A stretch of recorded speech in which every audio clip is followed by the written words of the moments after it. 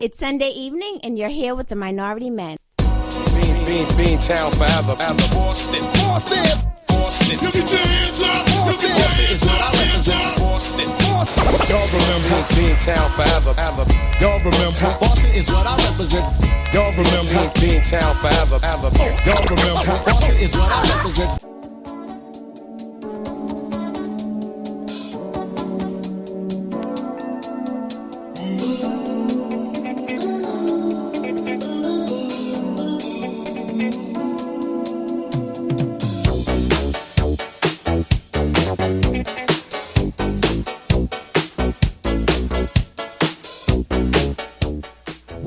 What's up, people out there? We're back. This is the Minority Men Show.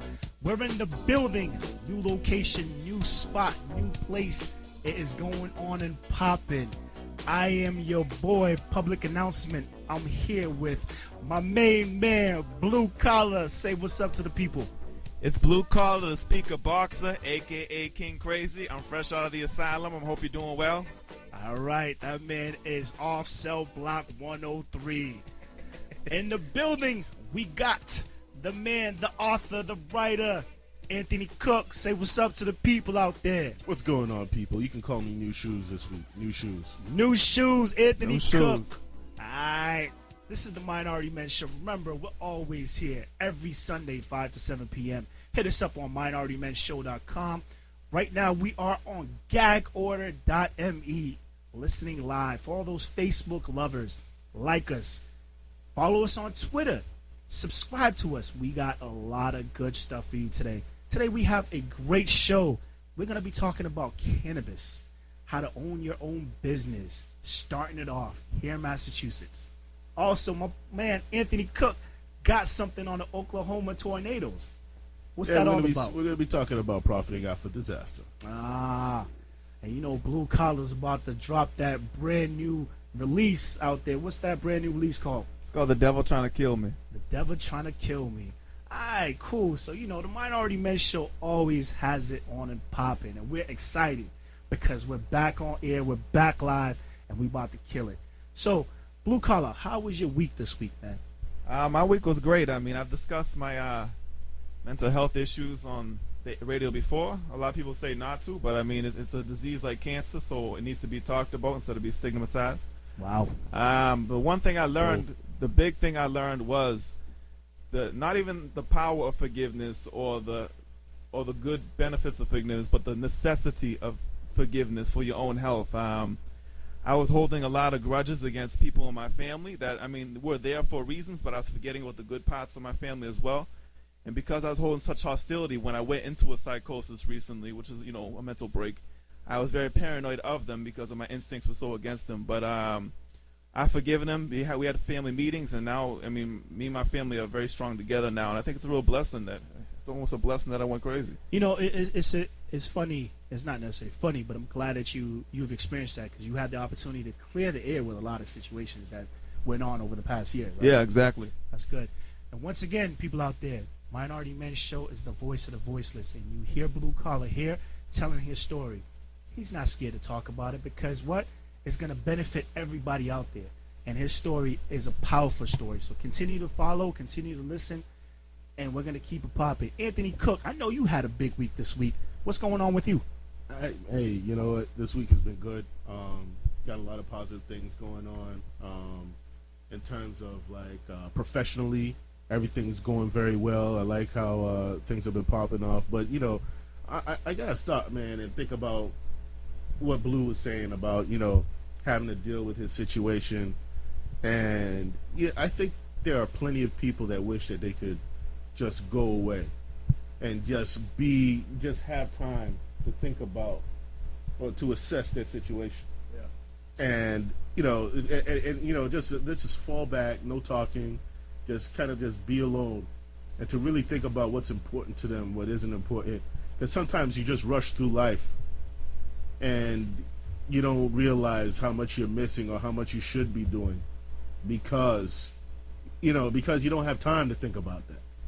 And I think that Blue's onto something when it says, you know what, that is something that we don't talk about. You know, and not necessarily psychosis, but there's plenty of people that don't deal with psychosis, but deal with trauma in a sense that they feel like they don't have time to think about where they're at or what they're doing.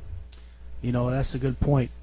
And with that being said, Anthony Cook, we also have to big up the gag order staff, the gag order panel, the gag order team. Mr. J, what's up? And we got Dimitri, the engineer. Hey, that's right. He's holding up that power fist. That power fist, yeah. He's pumping right now. He's doing that Boston Strong out there. I love it. You know what, Anthony Cook? Those are some powerful things, and I like what you said because at the end of the day, we have to support Blue. He's fighting a good fight, even though he's going through turmoil right now. It's a fight that needs to be talked about. And Blue, once again, we appreciate the fact that you're here and you're willing to share your story. And we shouldn't put it under the rug. It's something that everyone needs to talk about. Yeah, because if you take a towel and you put it in the sunlight, it dries up. But if you put it in a closet, it gets filled with mold. Like when you put things in the closet or put things under the rug, they just fester. Wow. Yeah. Here he goes again with them with them one-hit wonders, man. Wow. Missed you, Blue. He's dropping it. But right now we're about to take a quick, short commercial break. We'll be right back. Here is Al Pancho by Good Gosh. Wow. That must be a very, very interesting song. Stay tuned to the Minority Men Show. We'll be right back.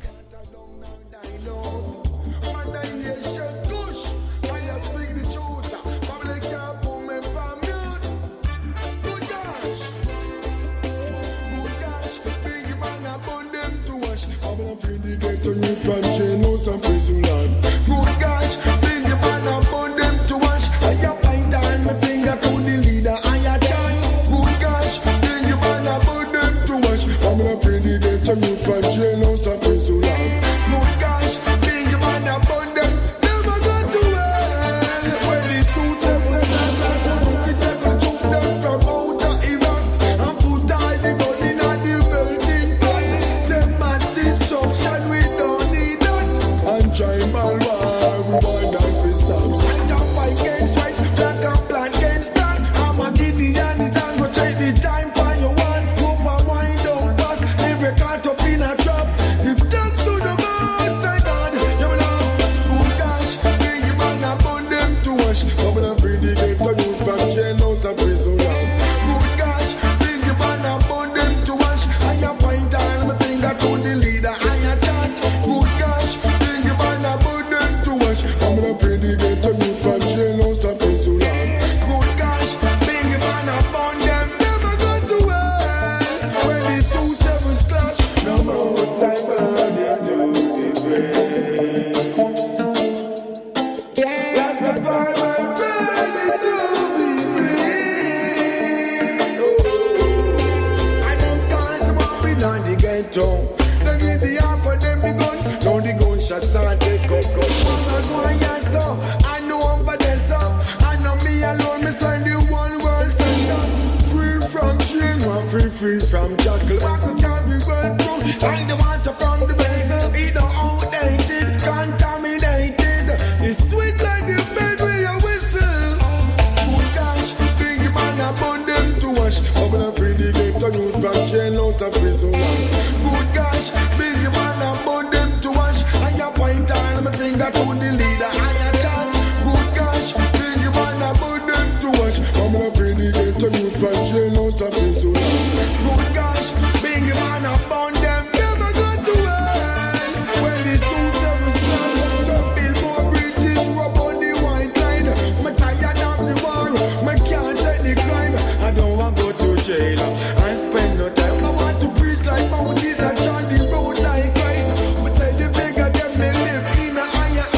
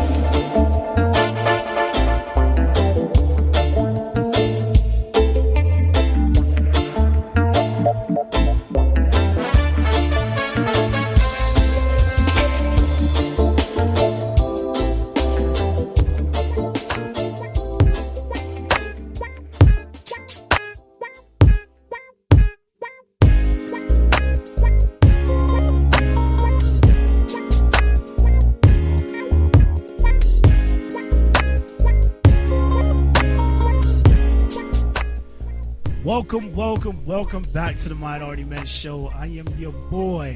Public announcement. I'm here in the building with Blue Collar. Say what's up to the people, Blue Collar. What's up? AKA Brendan Trider, AKA Arthur Zamora. Also, we got in the building Mr. Anthony Cook. AKA Brown Clover, AKA New Shoes. New Shoes.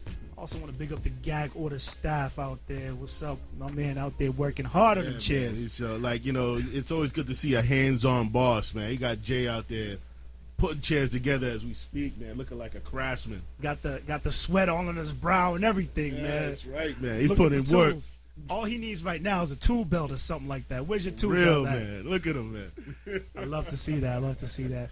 But on a more serious note, we're talking about Blue, just, with his trials and tribulations. And we wanted to make sure that we give Blue the opportunity to really just talk more in depth about what he went through.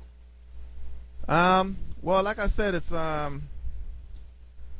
was holding the grudge because I was put on Ritalin as a child, and which I don't hold the grudge anymore. As for the past month, I've let that grudge grow, thank God.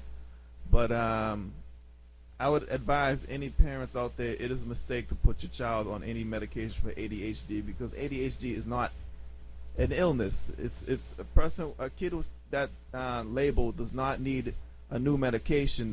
That child needs a new kind of school, because there are different styles. I mean, if God will give us drastically different type of skin colors, I think God will also give us drastically different learning styles that serve different purposes, because we can't all have the same abilities, because we live in a community.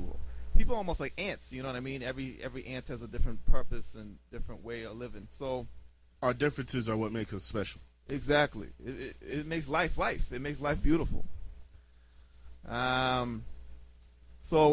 my body has associated that grudge for so long, when I went in, I thought people in my family were trying to poison me, because my body associates that.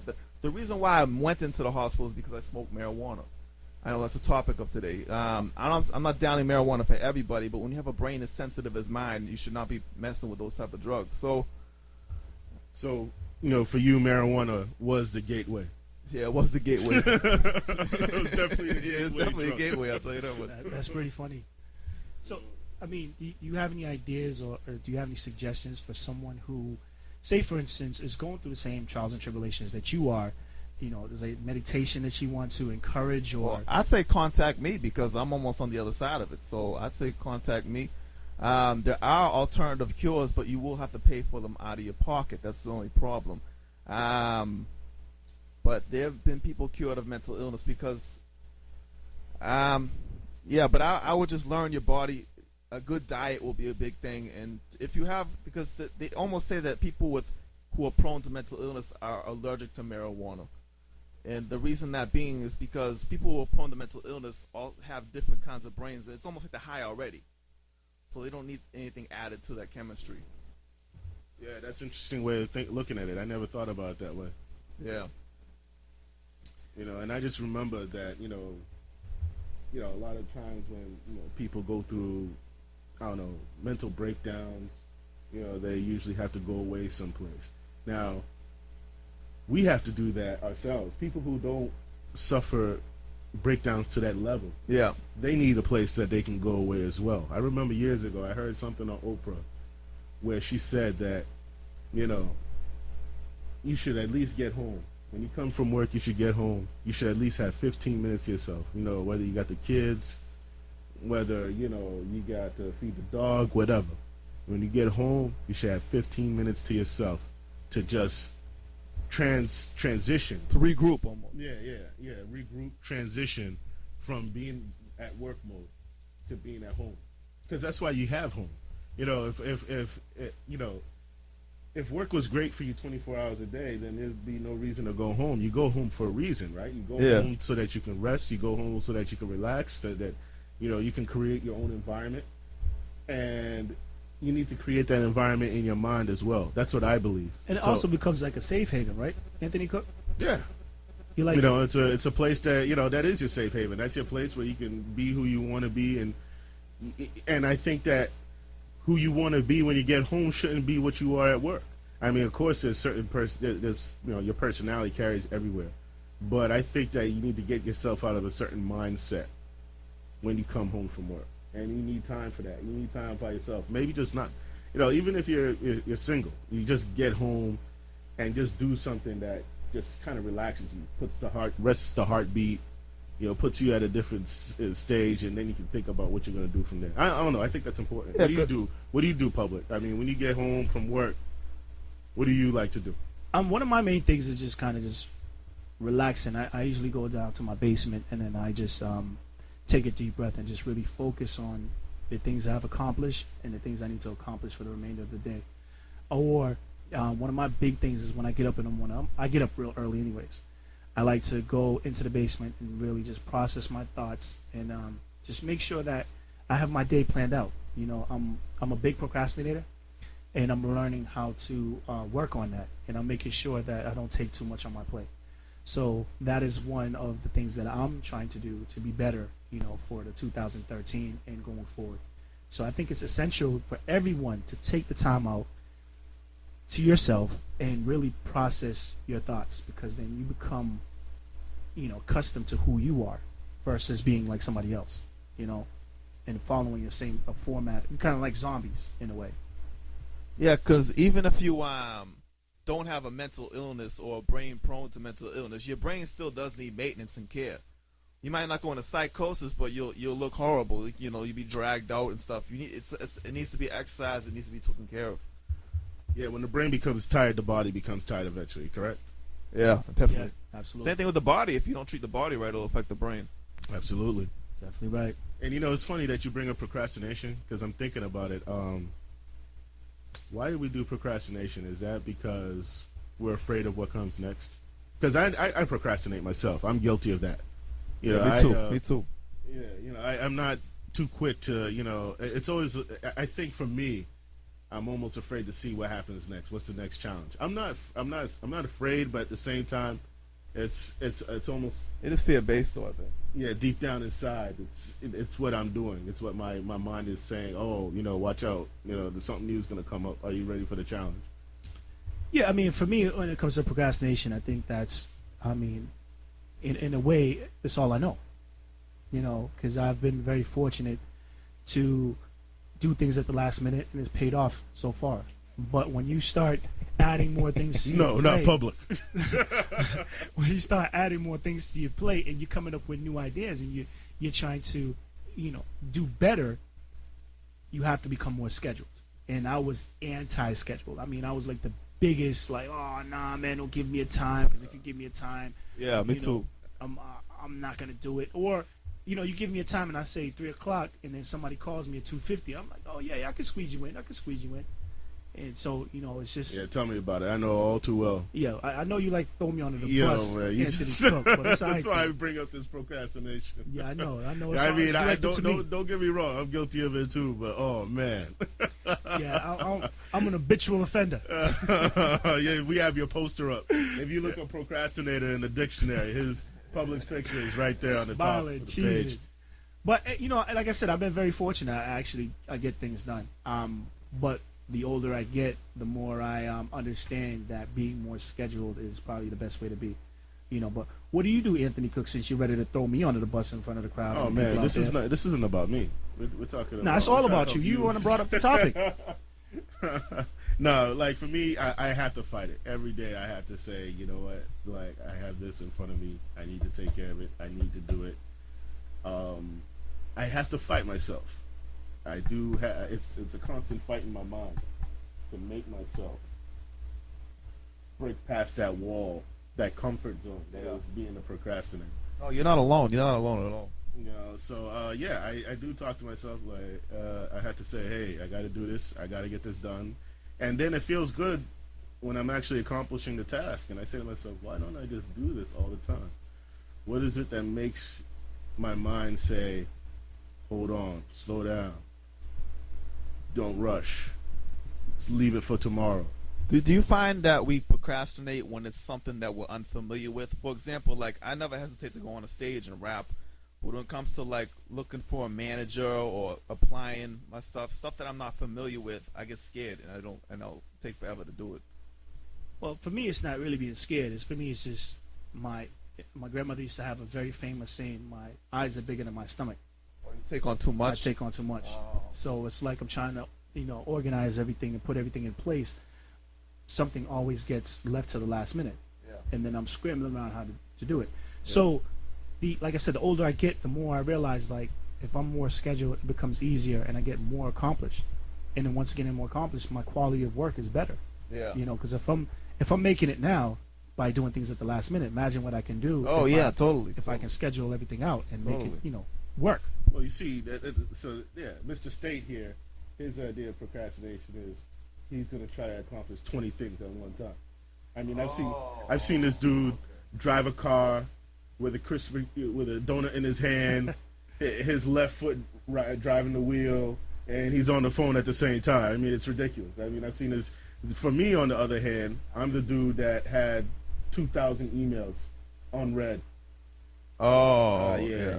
I'm the email and letter dude. So don't email you if y'all want to get contact with you. I'm better now. I have to be because of.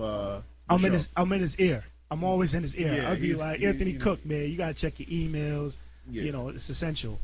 Yeah, I'm not the email dude. I'm the guy that doesn't pick up the phone if it's unknown caller. Yeah. So you'll never reach me if you try to reach me. I like from the an unknown number. calls. It's like a surprise. You know what I'm saying? No, see, that's a bad surprise. I've had a bad surprise before. I remember one time I was young. I think this is just when I started getting into the credit card game, freshman year in college. Oh, yeah. And I think it was maybe 8:50 at night. Yeah. So I'm sitting there at home, relaxed, watching television, and this phone call. It's a phone call. It's an unknown caller. So I'm contemplating, should I answer the phone? Should I not? It's an unknown caller. And I said, nah, I'm going to answer the phone. Yeah. 8:50 at night. How bad can it be? So I answer the phone. Hello.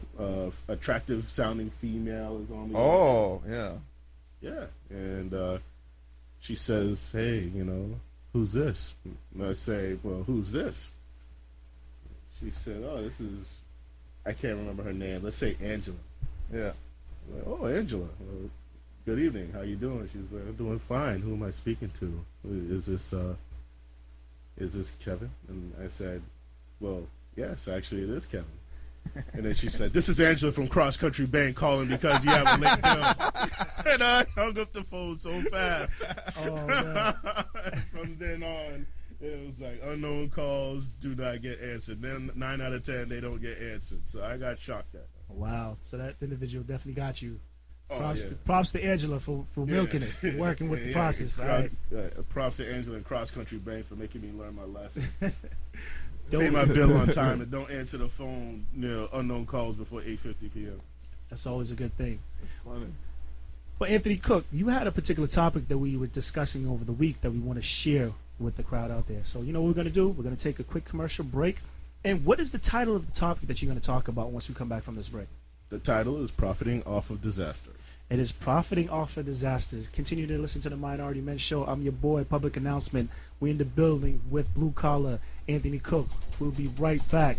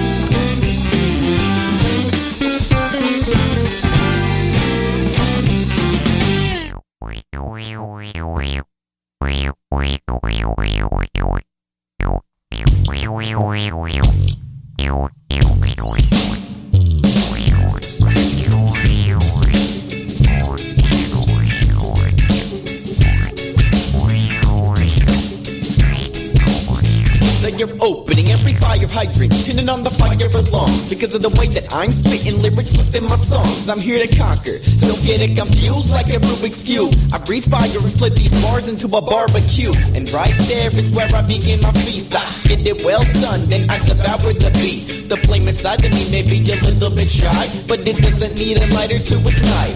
All it needs is a little pride and the fire that's inside of my mind, and then from there I will be alright. Man, I'm burning it up, and that is why they got the hose. They even tried to bring Vanilla Ice to one of my shows because they want to cool me down. Call it mezzanine. I blast a fire and I sprinkle it with kerosene. I think they skipped the scene because I played them well. They literally thought it was fire and tried to put me out. Yeah, man, they really tried to put me down. You should have seen their faces when they thought they took me out. To their amazement, I was raised in front of the pavement, and they realized that they could never put me out. Yeah, man, they really tried to put me down. You should have seen their faces when they thought they took me out. To their amazement, I was raised in front of the pavement, and they realized that they could never put me out.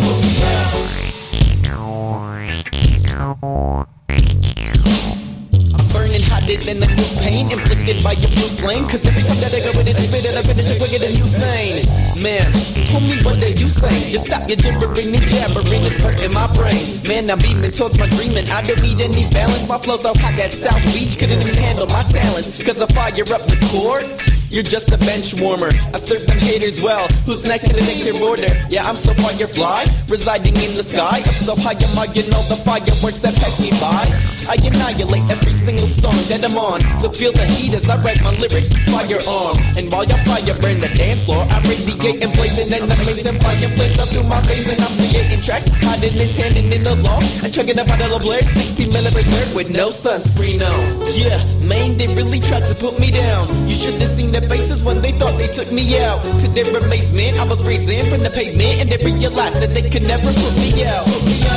Yeah, man, they really tried to put me down. You should have seen their faces when they thought they took me out. To their amazement, I was raised in from the pavement, and they realized that they could never put me out. Put me out, put me out, put me out, put me out, put me out, put me out.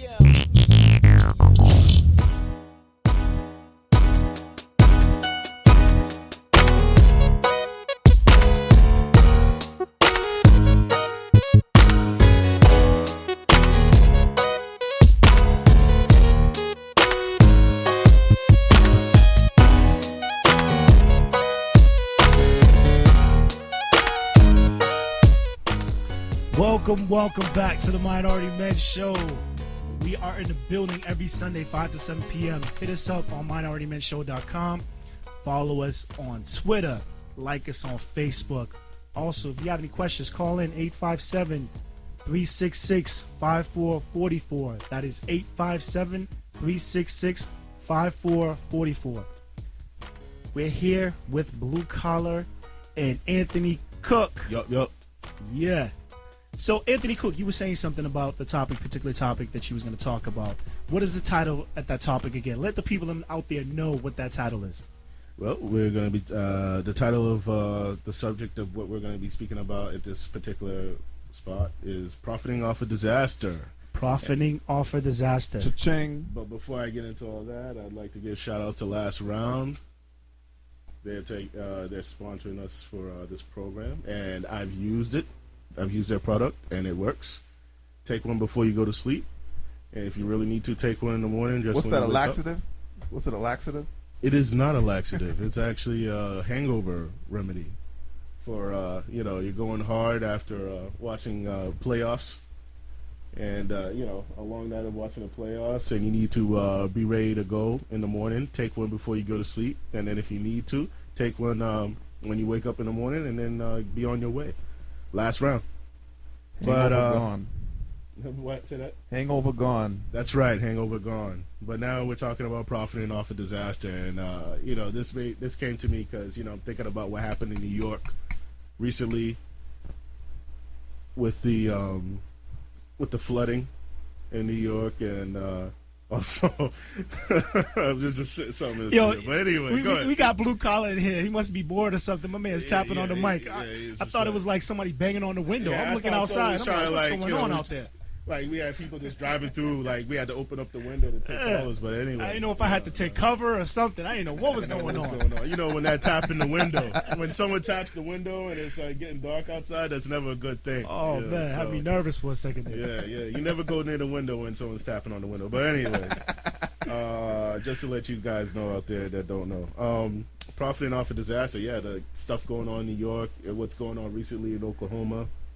The EPA has a budget of about $9 billion per year to handle these situations. The EPA is the Department of Environmental Protection Agency, and they have a $9 billion budget, and they use this budget to help with emergency relief when disasters like this take place.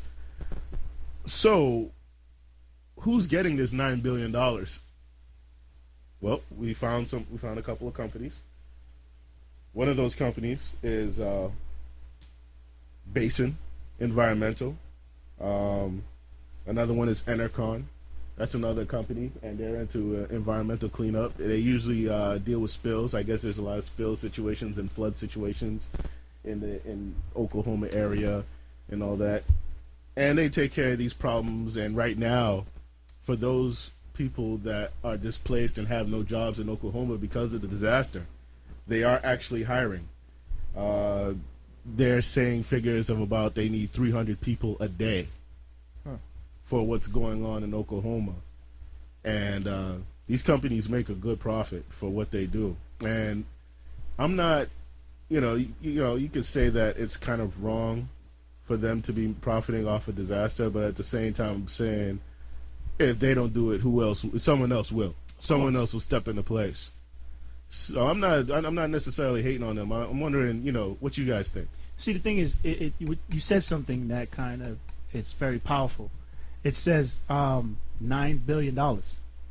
That's a lot of money. Big sum that the federal government has for disasters like this in the United States. So I'm about to go out and put my bid in too as well. Shoot, for $9 billion, I just want a small percentage of that. Slow down now. You can't just anyone run these companies and go in like that. For example, Agreco is a world supplier in temporary power solutions, and they are being hired by Belfour out of Lawrenceville, Georgia, who went down there on emergency assistance. Agreco doesn't just deal with the United States. They also deal in several countries throughout the world. For example, one of their a couple of their high-profile clients, just to let you guys know, London, 2012 for the Paralympic Games. 2010, they helped out with the Vancouver Olympic Winter Games. They do power utility work for France, Angola, Kenya, Indonesia, Bangladesh, Venezuela, Chile, Brazil. They're all over the world. So they're global. Oh, yeah. And the guy that runs them, his name is Rupert Soames. He is actually the grandson of Winston Churchill. And they all marry each other, and, money gets money, and the money stays in the same place. So, it's just a typical story, love story. And, I'm not hating on it. I think it's, you do what you got to do to keep things rolling.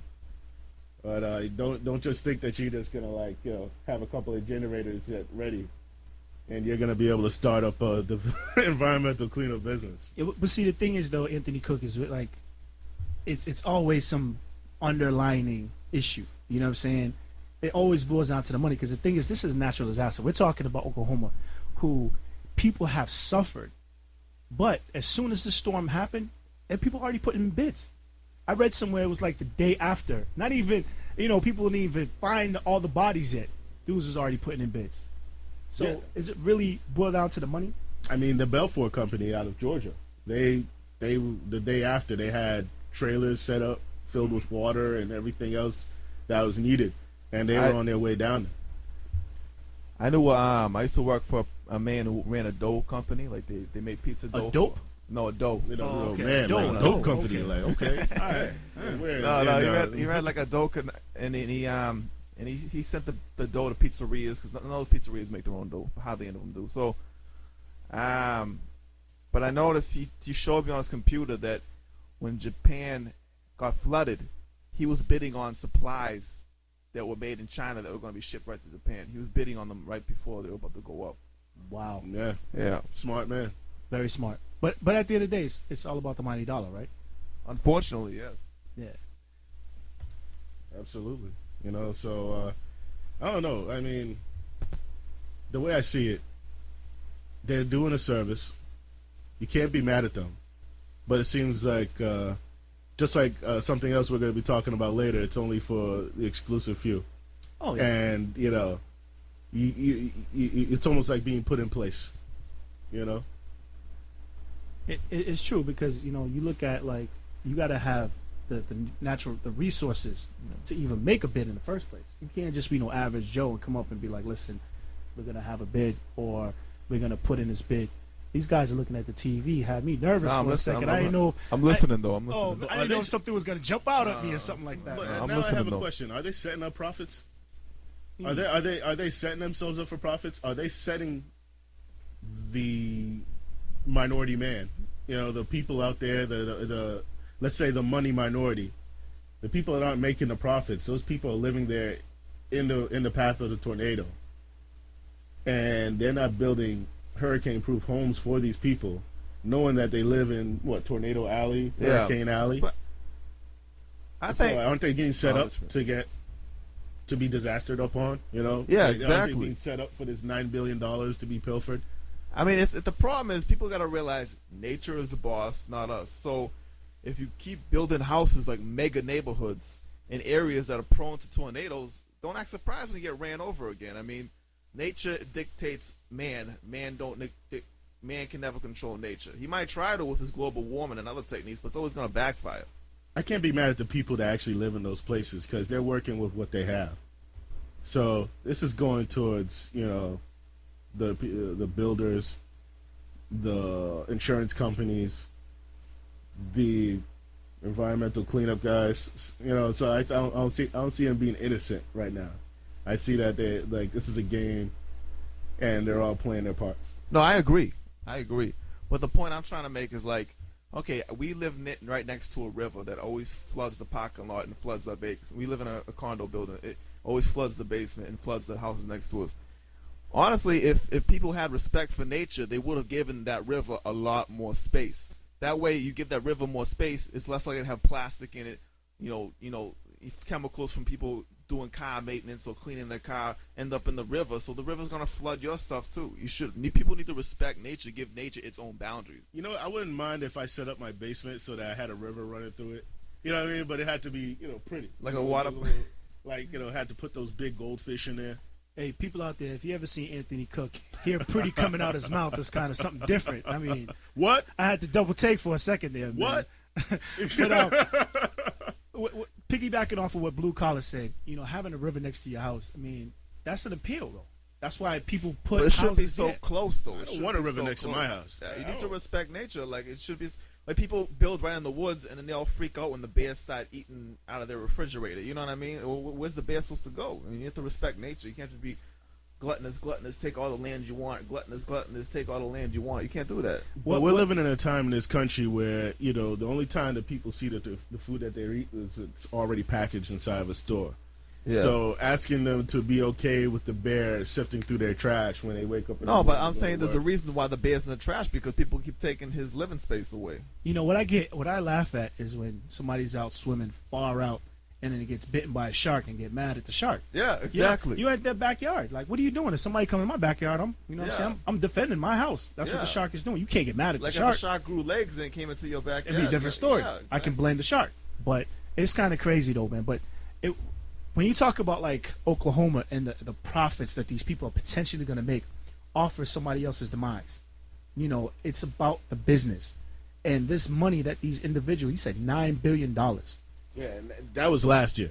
And Year. that was last year's budget. So this year's budget, it might have to go up because Wow. the situation in New York, the situation in Oklahoma. Yeah, What's another disaster that's taking Boston? place? That was a lot of federal money. Yeah. To get these guys Resources and took everything. that did that act. You know. So I mean, if you look at it though, $9 billion. You think that everybody can eat off $9 billion. But that's not going to happen. That will not happen. So I'm going to the select few. It is only to the select few. Yep. Now, don't you find that it'd be a problem in the society that only select few, the ones that have already the resources, are the ones that's able to bid on these jobs and get these jobs? And I find it funny too. Let's you brought up something earlier, public, about the bidding process, how they start off, and it's probably similar to what happened with the Big Dig. Yeah. It is actually something that's similar, because when the Big Dig was being thought up and was being started, they knew that it was going to end up being, they knew the budget that it was going to be, and in the long run, it ended up being a little bit more than that budget that they set up. But they said, look, just give them the lower number so that they can get started doing it. Right. Companies always try to underbid. Yeah. But in their contract, they leave an open space saying for potential causes. Yeah. Like, I had a contractor come to the house and help me with my basement. And he left open like, oh, okay, this might come up. I said, no. Listen, you give me the price now. Whatever comes up, leave it out there. If it's not detrimental to the house, leave it as is. Don't give me this uncertainty. Yeah. Give me a certain amount, and we leave it at that. Let's and that's the thing though. It's like always these people. I wouldn't say people. It's just business. It is what it is. It's just business. It's either we adapt to it or we just. But I mean, accepting the corrupt is just a part of life. That's why the corruptness is going to be there and fester forever. But is it corrupt when we need someone to do that anyway? When that job? No. The service is not corrupt itself. But say example in the Big Dig when they underbid. You know why? That's why the ceiling fell off and killed the person, is because they underbid.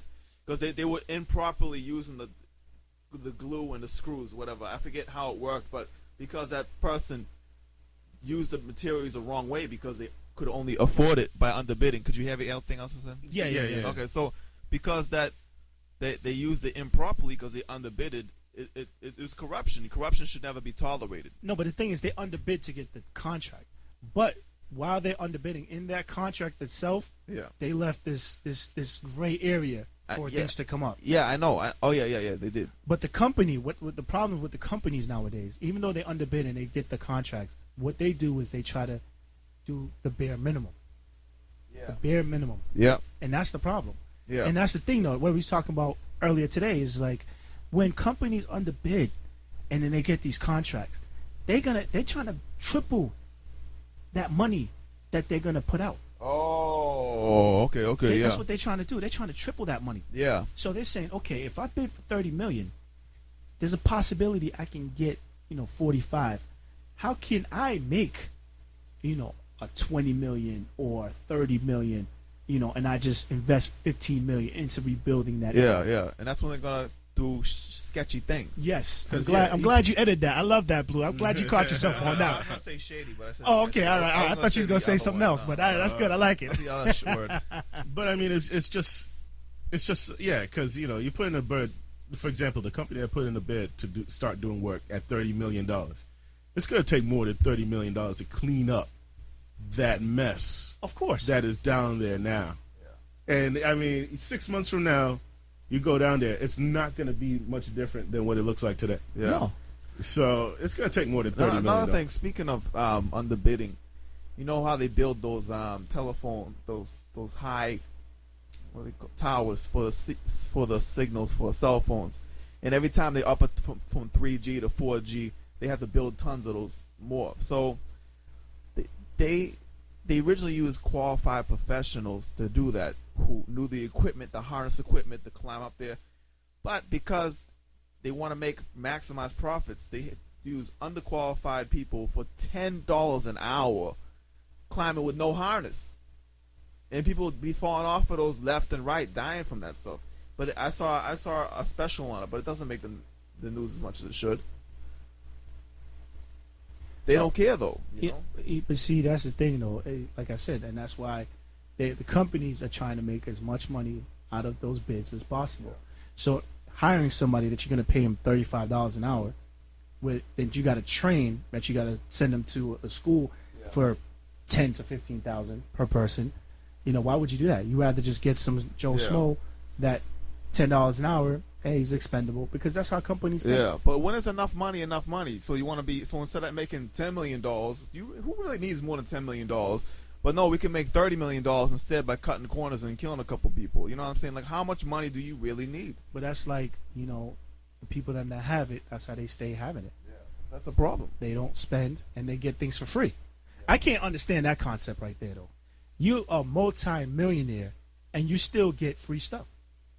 I don't understand that concept either. Yeah, it's gluttonous. I don't understand. But sometimes it's not their fault. Yeah, okay. It's not their fault. But people do it for them because they expect a favor in return. Please come back. Is that what you think it is? I always Let's think say a restaurant. Let's say a celebrity goes to a restaurant and, hey, the celebrity's there. It adds to the profile of the restaurant. We're going to hook you up because we want you to come back here and keep coming back so that your profile makes new customers. Yeah. Yeah. So do you really think it's just like giving back to them or using them to attract more people? I think it's using them to attract more people. Yeah. Yeah. So let's blame society. Let's blame the restaurant owners. Let's blame the companies. Yeah, because we're the reason that they're hooking them up for free. Because we're the consumer. Like for instance, like I see, I was watching one of these award shows. I don't know why. Don't ask me why. I don't know why I was watching it, but I was actually watching it, and they said that the individual's dress was $5,000. Yeah. And she's wearing it for free. Now she can buy 1 million of those dresses. Yeah. But they are promoting these dresses to women who barely make $30,000 a year. But they're gonna go out there and buy it and put themselves in debt. But that individual who took that free dress, can you blame her? No. No, I mean, well, in a way you can, because I mean, it's almost like this whole system as a whole is so corrupted. You almost can't do anything.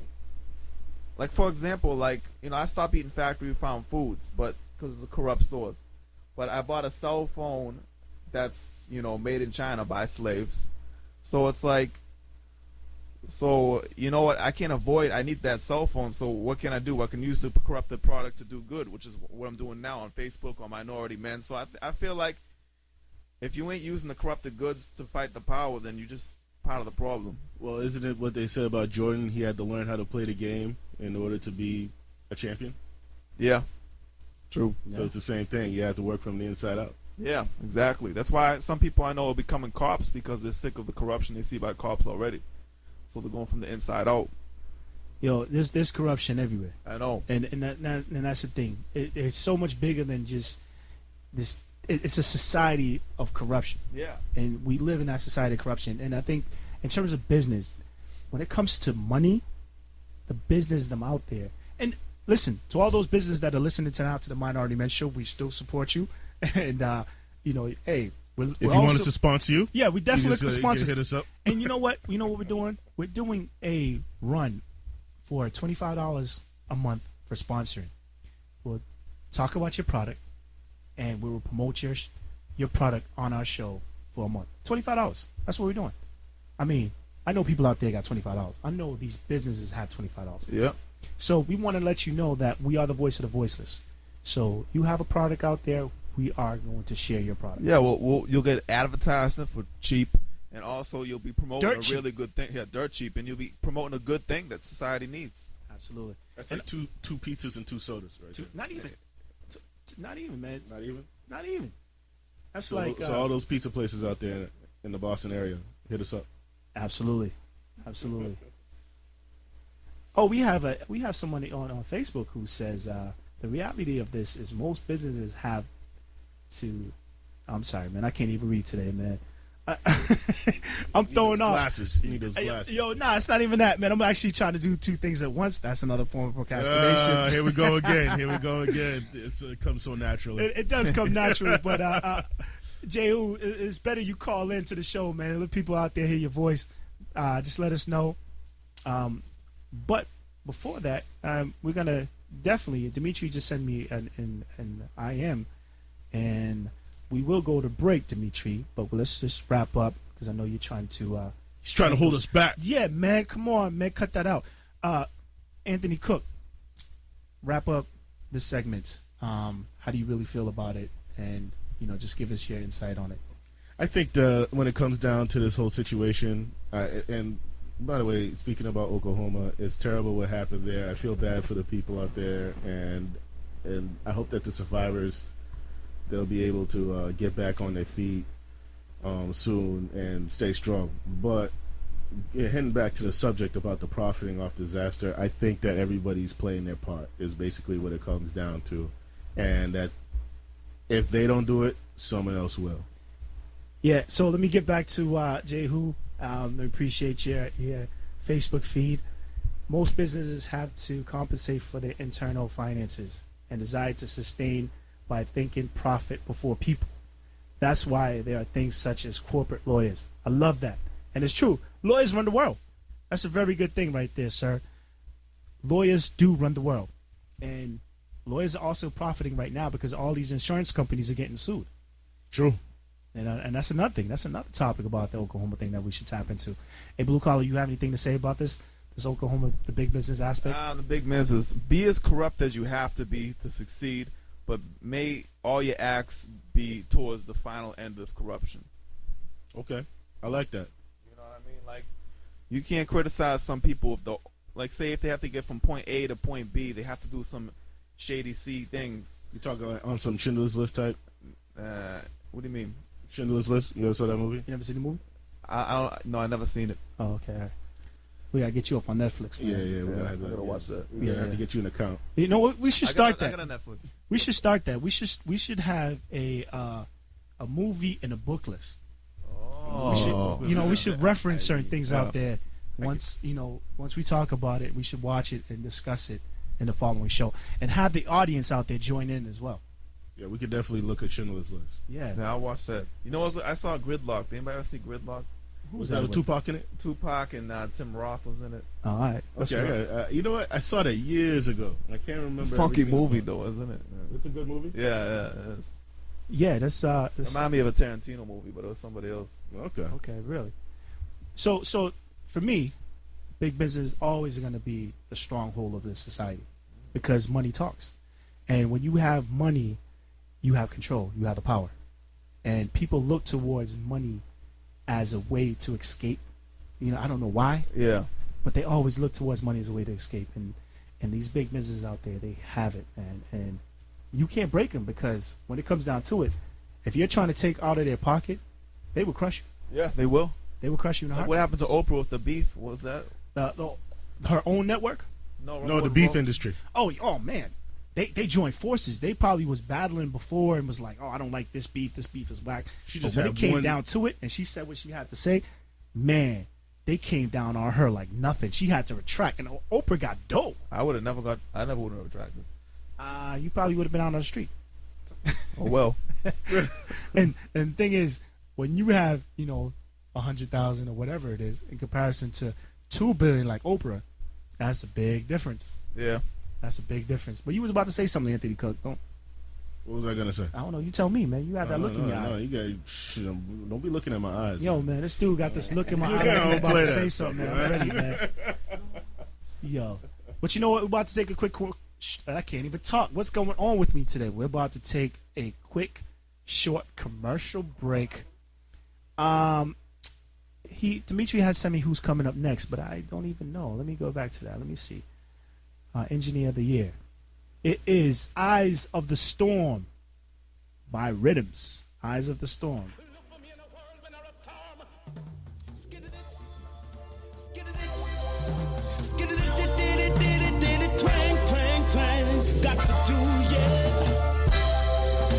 Got to do, yeah. In the eye of the storm, would you run for cover? In the halls of a mentor, would you be standing upright? The eye of the storm, would you run for cover? In the halls of a mentor, would you be standing upright? Pose with a determination to be who you are for them and those that try to dim your star. Never lose faith, to stand your ground. The battles you face just to get your crown. Thank your enemy when they come around. In the eyes of the storm, would you run for cover? In the heart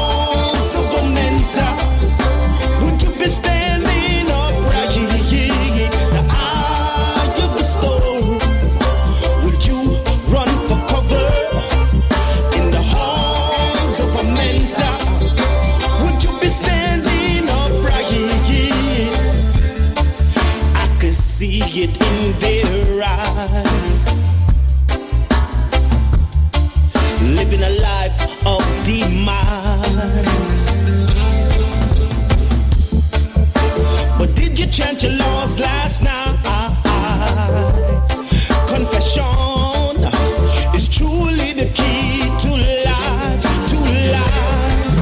In the eye of the storm, would you run for cover? In the halls of a mentor, would you be standing upright? The eye of the storm, would you run for cover? In the halls of a mentor, would you be standing upright? 'Cause I wanna be a standing soldier, a standing soldier. 'Cause I wanna be amongst the players and the singers, amongst the players and the singers, yeah. The eye of the storm, would you run for cover? In the halls of a mentor, would you be standing upright? The eyes of the storm, would you run for cover? In the halls of a mentor, would you be standing upright? Skiddy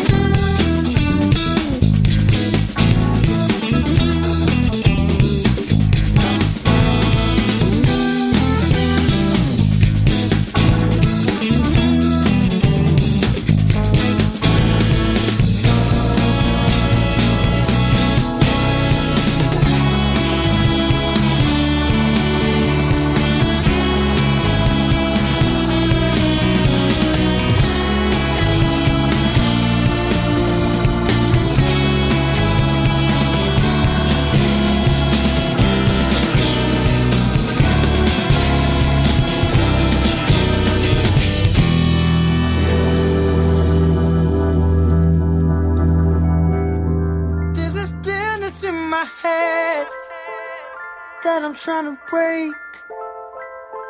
A numbness in my mind that I can't seem to shake. How I live, how I live, how I live, ooh, how I live. Got a heavy heart on me, I'm trying to lighten up. Got mist in my bloodstream, and I'm trying to give it up. How I live, how I live, how I live, how I live, ooh, how I live in the wintertime, in the wintertime.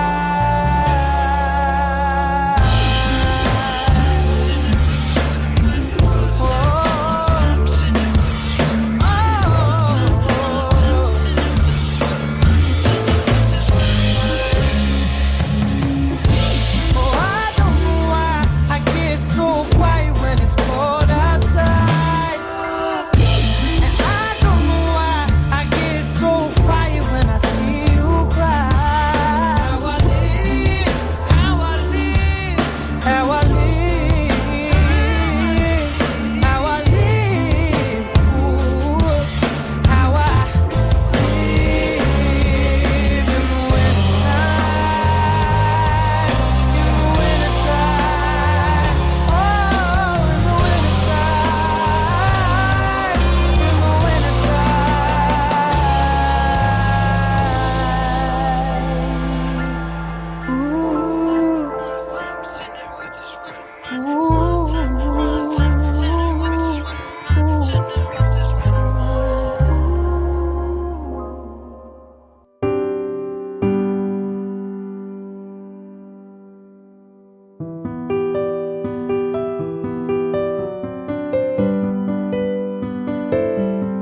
I woke up today and I found out someone had gone again. Someone had lost a friend. What can I say?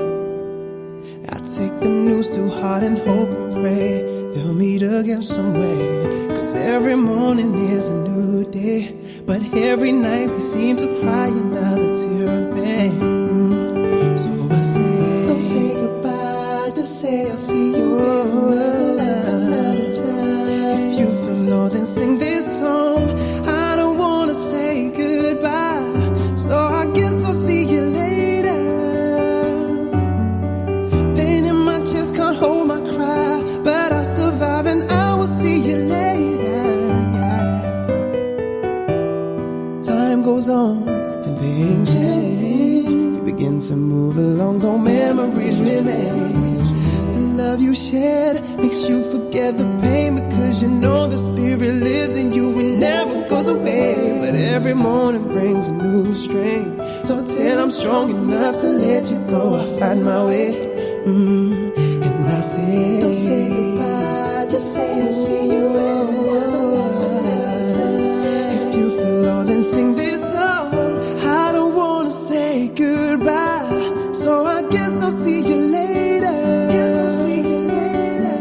Pain in my chest can't hold my cry, but I'll survive and I will see you later. Maybe I'll see you later. No, I just can't face the words tonight, so I pray I'll see you later. Maybe one day we'll reunite, so we can fly away. I don't wanna say goodbye, so I guess I'll see you later. Pain in my chest can't hold my cry, but I'll survive and I will see you later. No, I just can't face the words. No, no, no, no. Oh, I pray I'll see you later. Maybe one day we'll reunite, so we can fly away. Fly like a bird, go far. Fly high beyond the stars. Fly to the highest height and smile on me from where you are. You know I'm gonna miss you, but I gotta let you go. Ain't gotta let you go. Fly Fly like a bird, go far. Fly high beyond the stars. Fly to the highest height and smile at me from where you are. You know I'm gonna miss you, but I gotta let you go.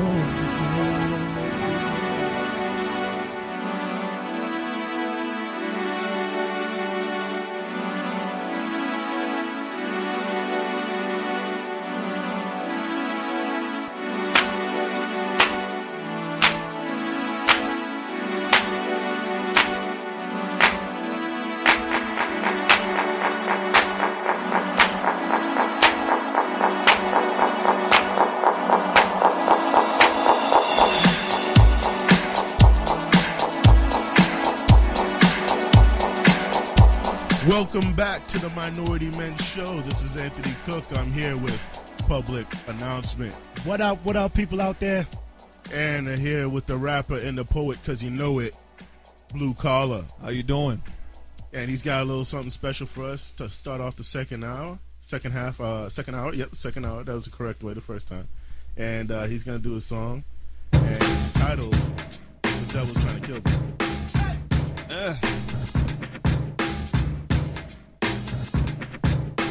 Doctor got a name for my complication. I know a name and his name is Satan. You won't cure me with your medication. Sitting in a cell, I'm a mental patient. I beat a man down cause he showed me hatred.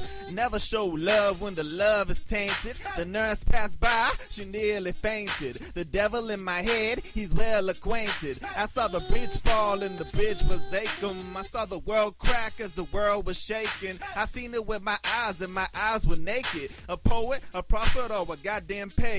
I'm doing quite well in this picture painted. I suffer in a cell with hallucinations. I ain't ever scared of a thing. Though the hell sure hot, but I'm still the king. The devil trying to kill me. The devil trying to kill me. I ain't ever scared though the devil trying to kill me. The devil trying to kill me. The devil trying to kill me. I ain't ever scared though the devil trying to kill me. The devil trying to kill me. The devil trying to kill me. I ain't ever scared though the devil trying to kill me. The devil trying to kill me. The devil trying to kill me. I ain't ever scared though the devil trying to walk around town like a dog with rabies. Don't make me crazy, I'll make a statement. Don't push me around, don't push my patience. I'm doing bad things on account of Satan. Lord my Jehovah, take me over. My life's been colder since last October. The devil got me tight like a leash with a choker. The game of poker with 16 jokers. The time is gone, though the word is spoken. The back of my head like a pistol smoking. 6 feet deep on the dirt, I'm choking. Prayers on the bench where the glass is broken. Lord my Jehovah, bear my shoulders. The devil got me bad, don't steal your soldier. Return my soul to the rightful owner. I'm sitting here now on the devil's corner. The devil trying to kill me. The devil trying to kill me. I ain't never scared though the devil trying to kill me. The devil trying to kill me. The devil trying to kill me. I ain't never scared though the devil trying to kill me. Okay. That was that fake horn sound right there. But yo, big ups to Blue Collar. Big things. The devil's trying to kill me. The devil's trying to kill me. What was you saying, Blue? I can hardly hear the beat though. Hey, it's all good. You just flow with it. Right, That's man. the most important thing. You did your thing, man. That's Hey, good. that was Blue Collar's latest hit. The devil's trying to kill me. You can let the people know where they can hear it, where they can find it. You know what I'm saying? Where they can listen to it. Type in SoundCloud.com/Blue Collar. BLUUKOLLAR. Also, too, we're gonna have that thrown up on the Minority Men site. You know what I'm saying? We're gonna keep it blue all day, all blue. All right, and it's pretty good. And now we're gonna get into making green by going green.